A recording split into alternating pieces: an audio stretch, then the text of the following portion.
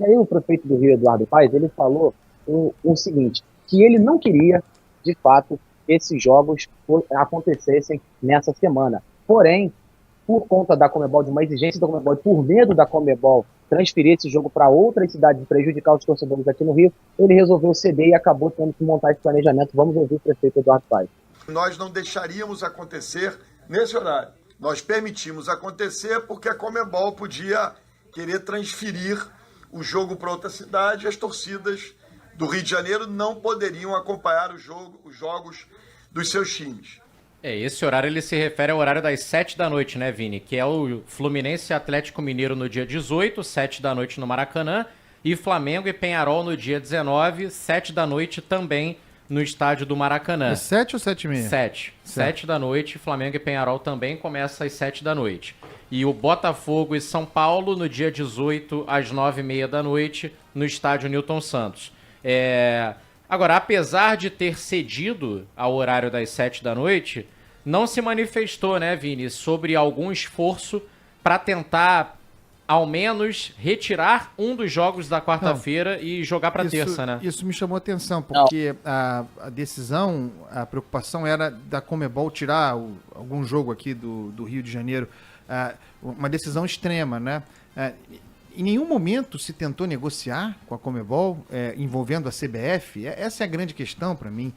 Por que não se tentou negociar um remanejamento de datas, de modo a abrir mais uma data aqui no Rio para algum desses jogos, de modo que teríamos, bacana e mais fácil de organizar, um jogo em cada dia, podendo colocar esses jogos mais tarde, negociando também com a televisão, num horário melhor, porque é sempre preciso lembrar que, tendo o Rio vocação para grandes eventos, tem o próprio Rock in Rio acontecendo, existe a vida das pessoas, e o trabalho das pessoas, e a circulação das pessoas. Gente que não está nem aí para futebol, que não tem tempo para futebol, que só quer ir, ouvir, com tranquilidade. O horário das 7 horas, para além da questão da segurança pública, é aterrador para a mobilidade urbana de uma cidade como o Rio de Janeiro. Nós não temos a capilaridade de transporte subterrâneo como há em outros lugares. Talvez Londres pudesse, Paris pudesse, outros lugares. No caso do Rio, é nó no nosso trânsito. Qual é a solução?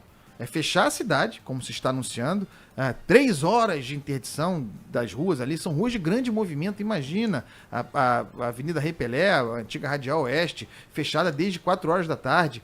A solução, portanto, qual é? É que já está dada. No final das contas, eles estão agora planificando o fechamento das ruas, já com a notícia dada, já com isso informado, nós teremos ponto facultativo nesses dias. É dia sem trabalho, é dia de meio expediente, é dia em que você está estimulado para ficar em casa. A economia do Rio de Janeiro, que já está uma porcaria, estimulada a parar ainda mais. Certo? A vida das pessoas atrapalhada em função disso. Tudo isso aí é um plano, um grande plano, puxadinho em função da incapacidade de negociar a mudança dessas datas. E tem o seguinte, o horário das 7 da noite, ele poderia ser, a partir de uma negociação, aniquilado, pelo menos nesse calendário.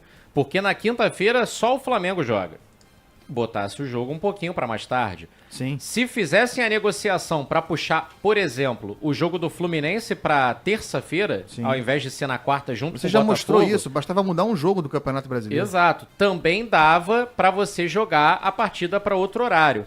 Então, ainda que não tirassem do horário das 7 da noite, chama muito a atenção essa falta de movimento para pelo menos organizar mais a distribuição dos jogos, pelo menos puxar um dos jogos para terça-feira e não termos aí 4 grandes torcidas do Sudeste, fora as outras peculiaridades que a gente já cansou de falar, de torcidas aliadas, de uruguaios que já estarão no Rio e por aí vai.